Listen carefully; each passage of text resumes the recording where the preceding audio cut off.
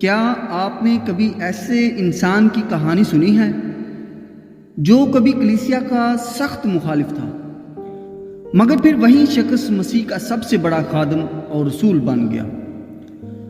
آج ہم آپ کو لے کر چلیں گے ایک ایسی زندگی کی طرف جس نے نفرت سے محبت، اندھیرے سے روشنی اور قاتل سے رسول تک کا سفر طے کیا۔ یہ کہانی ہے جناب پولس رسول کی۔ پولس رسول کی زندگی اس بات کا ثبوت ہے کہ خداوند یسوع مسیح کسی بھی انسان کو تبدیل کر سکتا ہے، چاہے وہ ماضی میں کتنا ہی سخت گیر یا گناہ گار کیوں نہ ہو۔ وہ شخص جو کلیسیا کو مٹانے آیا تھا، وہی آگے چل کر خوشخبری کا سب سے بڑا علمبردار بن گیا۔ پیدائش اور تعلیم۔ پولس کا اصل نام ساؤل تھا۔ وہ کلکھیا کے شہر ترسس میں پیدا ہوا۔ اعمال 22 باب 3 آیت۔ رومی شہری، فریسی ماں باپ سے تعلق، جملیل جیسے بڑے ربی کے زیر تربیت، شریعت میں ماہر۔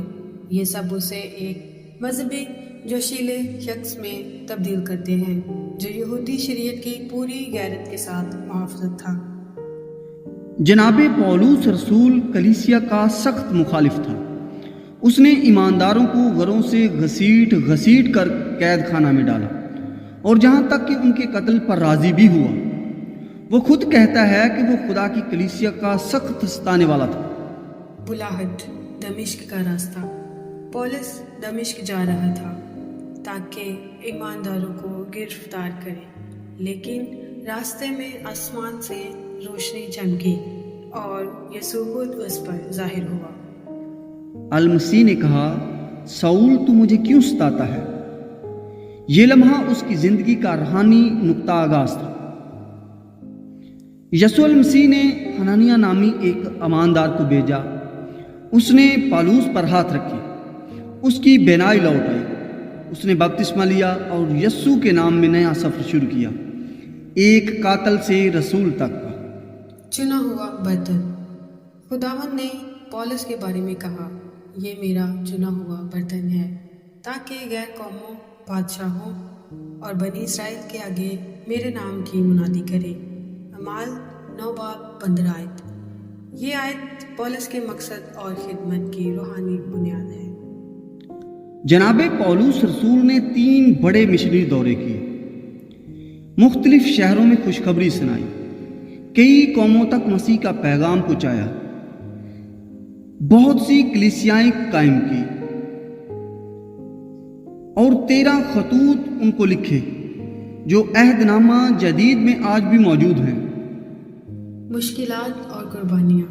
پولس نے خدمت میں بے شمار تکالیف اٹھائی، کوڑے، قید، جہاز کا تباہ ہونا، پتھراؤ، فاقہ کشی۔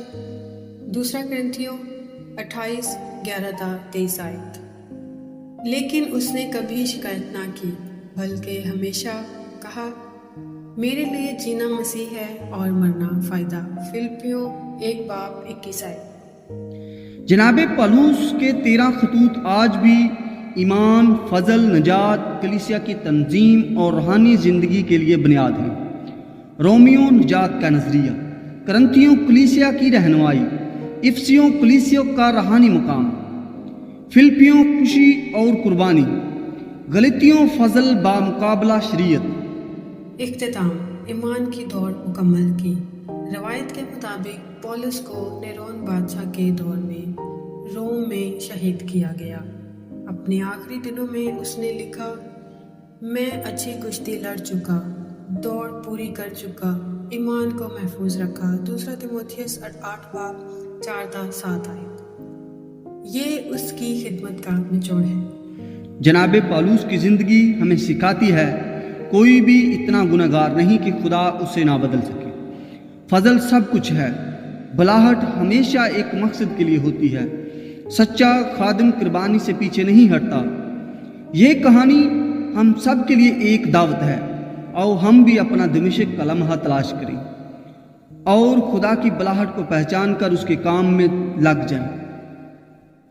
اے خداوند خدا، ہمیں پولس کی طرح ایمان میں مضبوط اور ثابت قدم بنا دے، ہمارے دلوں کو محبت، صبر اور حکمت سے بھر دے، تاکہ ہم بھی تیری راہ پر چل سکیں ہماری رہنمائی فرما اور ہمارے کاموں کو برکت دے، یسوع مسیح کے نام میں۔